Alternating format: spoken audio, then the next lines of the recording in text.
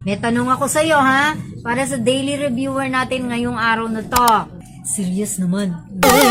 Kailan lamang maaaring gumamit ng mobile phone habang nagmamaneho ng sasakyan? Letter A, kung ang tawag ay importante at ang ilaw pantrapiko ay kulay pula.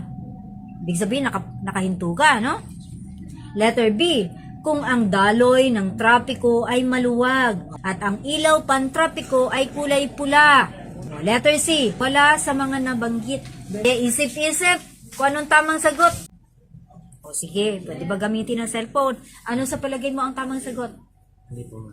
Letter C, wala sa nabanggit. Do you know anything about sa Anti-Distracted Driving Act? Batas yan na nilagay para sa safety ng mga motorista. Pinagbabawal ang paggamit ng cellphone kung walang hands-free device. Kung importante yung tawag, kuya, tumabi tayo. And then tanggapin natin ang call. Kung hindi naman, mag-antay ka, nagmamaneho ako. It takes your attention off the road. Ang disgrasya hindi matagal. Saglit lang, isang kisap mata.